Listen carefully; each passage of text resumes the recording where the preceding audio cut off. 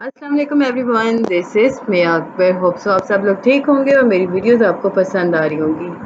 आज हम लोग करने जा रहे हैं EDU 407 का लेक्चर 9। उम्मीद है कि आपको पिछले लेक्चर समझ आ चुके होंगे। चलिए जी अपनी वीडियो करते हैं स्टार्ट। लेक्चर 9 है आपके पास, selecting and defining a research problem. Topic 31 है रिसर्च प्रॉब्लम।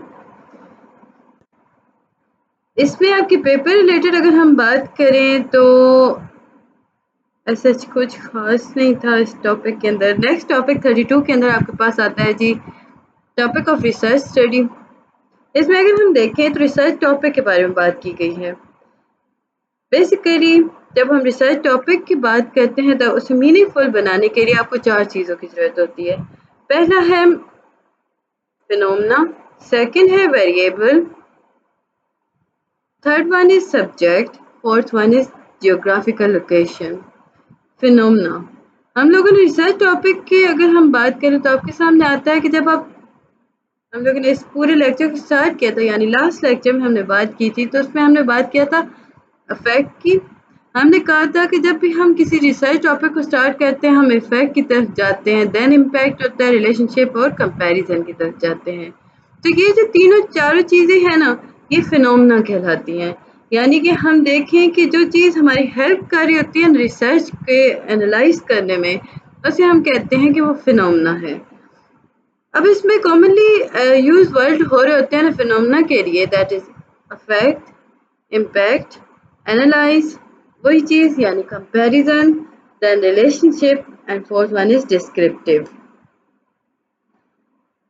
फिर जी आपके पास आता है इंडिपेंडेंट वेरिएबल्स। अगर आप देखें ना कि दो तरह के वेरिएबल्स आपके सामने आए, उसमें हम देखें तो आपके पास इंडिपेंडेंट वेरिएबल आया और डिपेंडेंट वेरिएबल आया।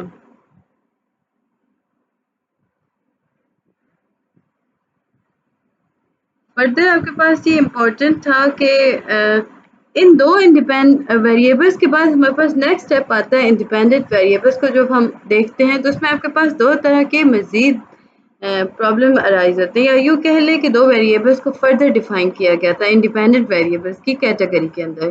फर्स्ट था टेस्ट एंजाइटी और सेकेंड वन था एग्जामिनेशन एनवायरनमेंट। ये दोनों जो होते हैं ये डिपेंडेंट वेरिएबल्स को अचीव कराने में बहुत अहम रोल अदा करते हैं।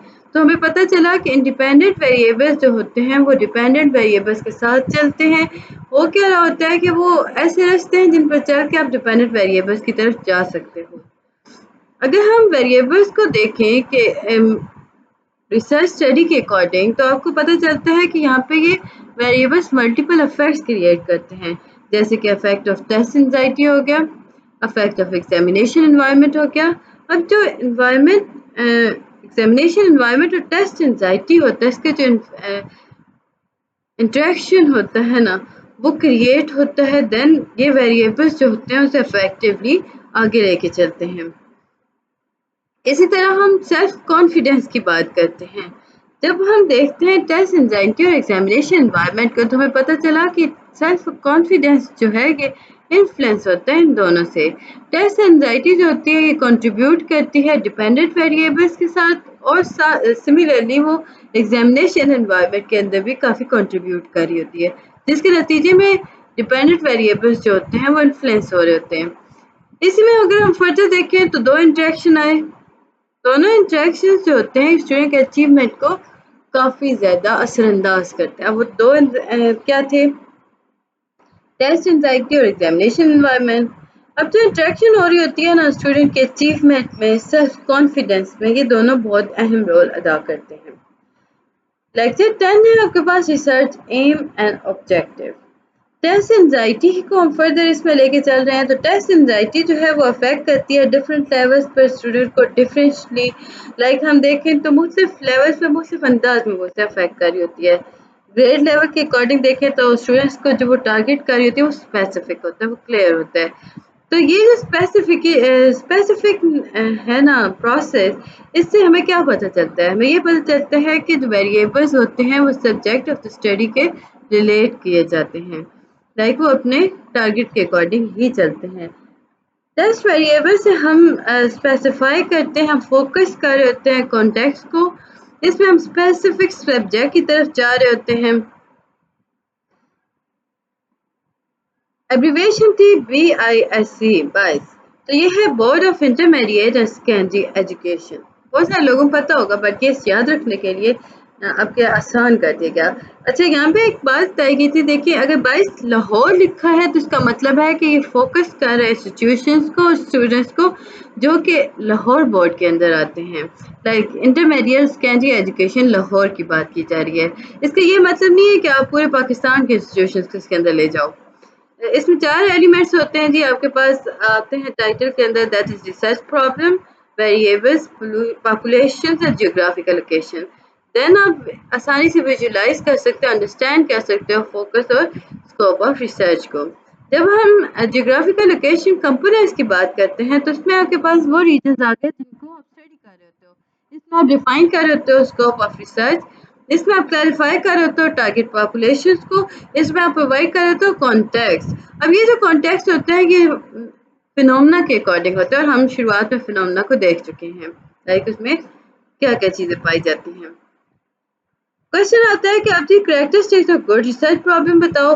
तो जब आप एवेलुएट कर रहे होते हो ना कैरेक्टरिस्टिक्स गुड रिसर्च प्रॉब्लम के, तो 5 इंपॉर्टेंट एस्पेक्ट्स आपको माइंड में रखना होता है। सबसे पहले इंटरेस्ट, रिसर्च प्रॉब्लम को इंटरेस्टिंग होना चाहिए, रेलेवेंट होना चाहिए जी। रिसर्चेबिलिटी, रिसर्चेबिलिटी के अगर हम देखें तो ये फिजिबल होना चाहिए, रिसर्चेबल होना चाहिए, जिसके अंदर कंस्ट्रेंट अवेलेबल हो, जैसे कि टाइम हो गया, रिसोर्सेज हो गई, डेटा हो गया, इंफॉर्मेशन को आप आसानी से एक्सेस कर सकते हो। अगर हम इंटीग्रिटी की बात करते हैं तो आपके पास आता है कि इसका मतलब ये हुआ कि आपके पास लैक ऑफ इन्वेस्टिगेशन है, ये सूटेबल नहीं होता जी। सिग्निफिकेंस अगर देखें तो थर्ड पॉइंट आपके पास सिग्निफिकेंस आता है, तो रिसर्च प्रॉब्लम जो होती है वो सिग्निफिकेंट होती है in term of potential impact. For example अगर हम बात करें तो इससे पहले हम अगर एड्रेस कर रहे हैं किसी प्रॉब्लम को तो हम कंट्रीब्यूट कर रहे हैं न्यू नॉलेज को, जो कि आपके इम्प्रूवमेंट की तरफ जाएगा, थियोरेटिकल और प्रैक्टिकल वे में जाएगा। Studying the phenomena of children chatting habit, like हम इसमें देखें तो आप जब बच्चों की चैटिंग हैबिट पढ़ रहे होते हो ना तो वो एक इंटरेस्टिंग है। हमने शुरुआत में कहा कि वो इंटरेस्टिंग है। अगर कोई आदमी रिसर्च कंडक्ट करना चाह रहा है स्वीडन के टॉपिक पर, तो वो क्या करेगा, वो उससे रेलेवेंट पॉइंट्स उठाएगा। स्वीडन लाइक हम देखें तो उसमें अपॉर्चुनिटीज देखेगा, वो बात करेगा, वो देखेगा कि कौन सी चीज़ें हैं जो वो इक्वली उस पर कंट्रीब्यूट कर सकता है। एथिकल कंसिडरेशन, एथिकल गाइडलाइन और प्रिंसिपल जो होते हैं ये सिलेक्ट करते हैं, ये कंडक्ट कर रहे होते हैं रिसर्च को, रिसर्च प्रॉब्लम को। इसमें हम देखें तो कंप्रोमाइज़ किया जा रहा होता है प्राइवेसी को, तो उन चीज़ों को देखा जा रहा होता है। फिर है जी मैनेजेबिलिटी। अब मैनेजेबिलिटी के अंदर हम देखें तो मैनेजमेंट आपको करना पड़ता है अवेलेबल टाइम के अंदर, रिसोर्सेज के अंदर अपनी रिसर्च को। लेक्चर 11 के अंदर हमारे पास रिसर्च एम आ गया। रिसर्च एम है क्या? बेसिकली ये एक ऐसा प्रोसेस है जिसके अंदर आप होप टू अचीव चाहते हो। एम एम जो है ये बेसिकली स्टेटमेंट है इंटेंट की। इसमें हम देखें तो ये ब्रॉड टर्म्स के अकॉर्डिंग इसका यूजली यूज किया जाता है। इसमें आप क्या करते हो, आप होप करते हो कि आप अचीव कर लोगे प्रोजेक्ट को इन द एंड। यहाँ पे हम नेसेसरी अचीवमेंट की बात नहीं कर रहे होते। रिसर्च ऑब्जेक्टिव को देखें तो ये आपको जी एक्शंस को रेफर करता है। इसमें हम कंपेयर करते हैं एम को, स्टेटमेंट को, स्पेसिफिक स्टेटमेंट को लेके चलते हैं जो मैं ये आउटकम्स को लेके चलता है। रिसर्च एम और ऑब्जेक्टिव में आपके पास एक एब्रिविएशन आई, लाइक एक हम यहाँ पे टेक्निक यूज करते हैं स्मार्ट। स्मार्ट जो है एक्रोनियम है जी, जो कि यूज करता है आइडेंटिफाई कर होता है प्रोजेक्ट ऑब्जेक्टिव को। इसमें हम देखें तो S for specific, specific task क्या है, क्या चीज़ इन्वॉल्व है। M for measurable, specific criteria क्या था। ए फॉर अचीवेबल, टास्क को फिजिबल तरीके से अचीव किया जा रहा है या नहीं। रेलेवेंट, रियलिस्टिक, लाइक हम देखें तो डायरेक्टली ये रिलेट करते हैं एम को कि नहीं। टाइम स्पेसिफिक अगर हम बात करते हैं तो ये टाइम फ्रेम के बारे में बात करता है। फर्दर आपके पास आता है जी, आप इसमें देखो तो वही चीज़ें अलग करके बता दी गई। हम लीडरशिप प्रैक्टिस को एनालाइज करते हैं। इसमें आपके पास जी कुछ इम्पोर्टेंट इतना ख़ास कुछ नहीं था। जब हम डिस्कस करते हैं ना स्टेटमेंट ऑब्जेक्टिव को, स्मार्ट को लेकर, तो इसमें 5 प्रिंसिपल्स आते हैं।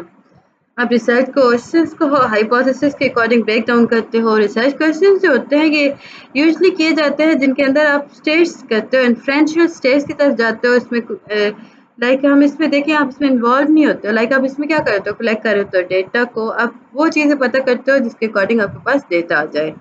लाइक द 12 में आपके पास हाइपोथेसिस यानी starting and formulating of hypothesis अगर हम देखें तो स्टेटिंग और फॉर्मुलेटिंग में आपके पास आता है कि रिसर्च प्रोसेस के अंदर हाइपोथेसिस बहुत अहम रोल अदा करता है। प्रश्न आता है कि but what exactly are hypothesis, how are they written.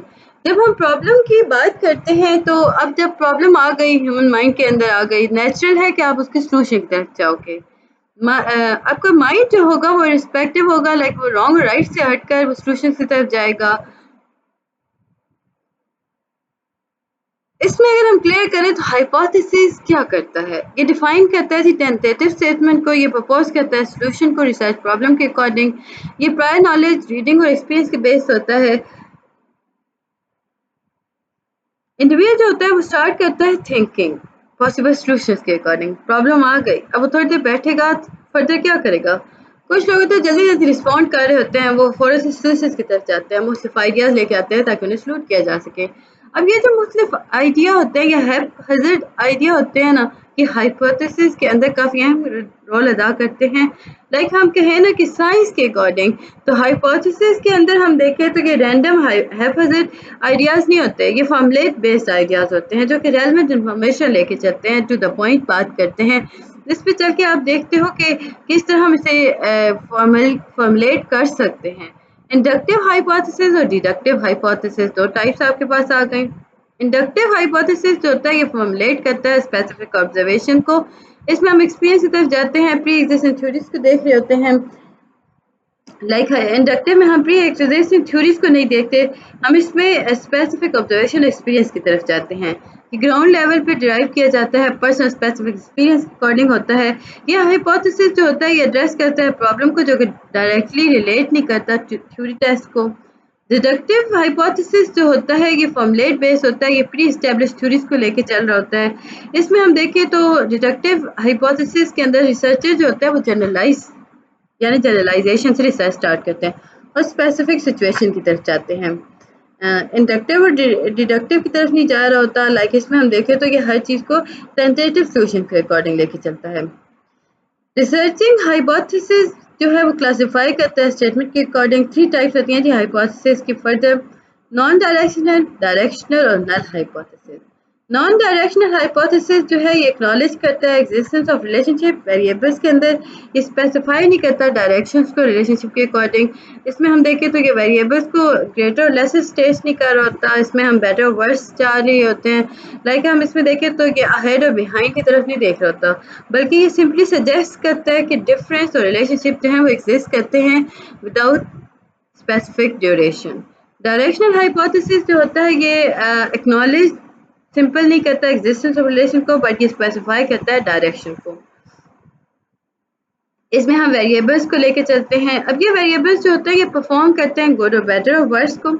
Like हम इसमें देखें तो स्टूडेंट्स जो कि होंगे या तो वो रिसीव करेंगे interactive multi media instructions, higher achievers जो होंगे हाई परफॉर्मेंसेस जो होंगे।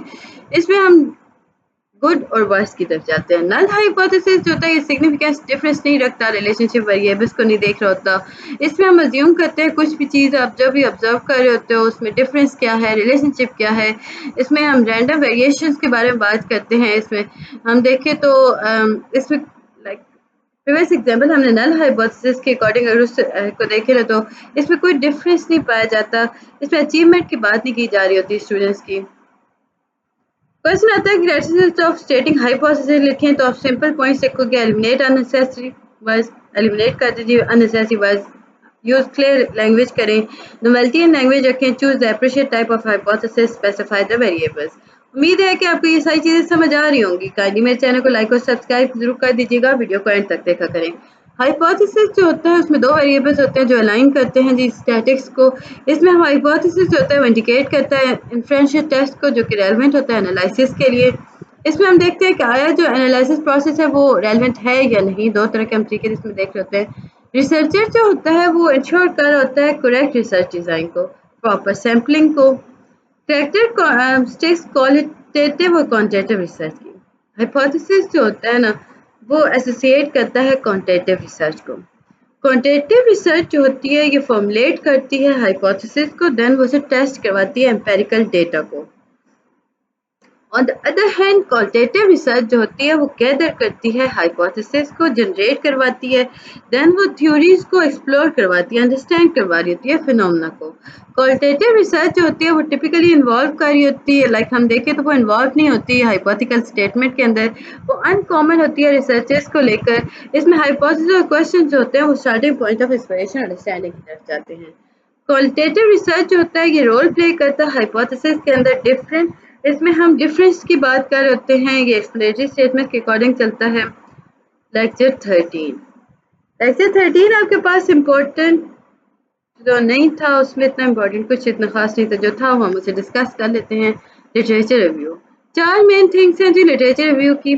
सर्वे एग्जिस्टिंग लिटरेचर, इसमें आप सबसे पहले ऑब्जेक्टिव देखते हो कि उसमें क्या चीज़ एक्सप्लोर करनी है, कि आया जिस चीज़ को हम स्टडी करें वो है या नहीं। रिसर्च देखिए, सर्च किया जाता है रिसोर्सेज को। इसी में रिफ्लेक्टिंग ऑन पर्सनल एक्सपीरियंस आ गया, आप अपने एक्सपीरियंस को शेयर कर रहे हो कि मैं जब लिटरेचर रिसर्च कर रहा था, इस पर वर्क कर रहा था, तो मैंने ये फील किया, मैंने ये क्वेश्चन किया, मैंने ये चीज़ें नोटिस की। लाइक आप आई के बारे में बात करते हो। फिर सेकेंड है सिंथेसाइज इन्फॉर्मेशन। रेलेवेंट लिटरेचर को जब आप इकट्ठा कर लेते हो, नेक्स्ट स्टेप होता है कि आप सिंथेसाइज करो, जिसमें समराइज करते हो, ऑर्गेनाइज कर रहे हो इन्फॉर्मेशन को। फिर क्रिटिकल एनालाइज करना लिटरेचर, आप क्रिटिकली एनालाइज कर रहे हो लिटरेचर को according to quality and validity. फिर जी आप राइट करते हो, ऑर्गेनाइज कर रहे हो, तो लिटरेचर रिव्यू कर रहे होते हो। क्वेश्चन आता है कि why to do literature review, review करना क्यों जरूरी है। सेवरल रीजंस होते हैं जी। सबसे पहले आप आइडेंटिफाई करते हो कि जो आपने डेवलपमेंट किया है in the field of study वो इम्पोर्टेंट है या नहीं, आपने अवॉइड किया। Redoing of research already conducted, आप उसमें इंपॉर्टेंस की तरफ जाते हो, आपको पता है कि कितनी रिसर्च पे वर्क हुई है, कितना उस पर दोबारा रिसर्च हुई थी। लर्न अबाउट, आप इसमें सीखते हो कि इन्फॉर्मेशन सोर्स और रिसर्च मेथोडोलॉजीज क्या हैं जो कि हेल्प कर रही होती हैं। अब ये वो मेथोडोलॉजीज होती हैं जो आपकी रिसर्च में हेल्प करती हैं। फिर आप गैप्स फाइंड करते हो लिटरेचर के अंदर, उस पर रिसर्च क्वेश्चंस कर रहे होते हो। फिर आप वैलिडेट कर रहे होते हो originality of research project. Originality है क्या? ओरिजिनलिटी बेसिकली मतलब होता है न्यूनेस ऑफ मैनी आइडियाज। इसमें मेथड्स आ गए, अप्रोच आ गई, डिजाइन आ गए। इसमें आप एवलेट करते हो, लाइक हम इसमें देखें तो आप क्या करते हो, एवलेट करते हो मेथड्स को, यानी आप इन्फॉर्म कर रहे होते हो कि appreciate theoretical as well conceptual framework है या नहीं। आइडेंटिफाई करते हो एरर्स को ताकि वो अवॉइड किए जा सकें, ड्रॉबैक्स पता चल होते हैं। हाईलाइट करते हो स्ट्रेंथ्स को, वीकनेस को, कंट्रोवर्सीज को फील्ड ऑफ स्टडी के अंदर। लाइक इसमें आप रिकॉग्नाइज करो तो वीकनेस को, कंट्रोवर्सीज को। आइडेंटिफाई करते हो सब्जेक्ट एक्सपर्ट्स को। लिटरेचर जो होता है वो रिव्यू कर रहा होता है, हेल्प कर रहा होता है, कनेक्ट कर रहा होता है, एक्सपर्ट कर रहा होता है स्टूडेंट्स को। What is the outcome of literature review? Inform the audience of development in the field. ये आउटकम आपके सामने आया। एस्टेब्लिश क्रेडिबिलिटी करते हो। ये क्रेडिबिलिटी या तो हॉरिजेंटली होती है या वर्टिकल होती है। हॉरिजेंटल जो होता है ना, अगर हम उसे देखें तो ये एक्सप्लोर करते हैं variety of literature on the topic. Vertical जो होते हैं वो रीड करते हैं, इन्वॉल्व करते हैं। इसमें आप देखें तो डिटेल्स और नॉनेस ऑफ द रिव्यूड स्टडीज को, लाइक इसमें वो स्टडी करते हैं, डेमोन्स्ट्रेट करते हैं मुख्तलिफ एस्पेक्ट्स को। फिर ये डिस्कस करते हैं रेलेवेंस और सिग्निफिकेंस ऑफ रिसर्च क्वेश्चंस को। Context related methodological approach provide की जाती हैं, रेलेवेंस और अप्रिशिएट अप्रोचेस यूज हो रही होती हैं। उम्मीद है कि आपको ये चीज़ समझ आई होगी। मिलते हैं नेक्स्ट वीडियो में, तब तक के लिए अल्लाह हाफिज।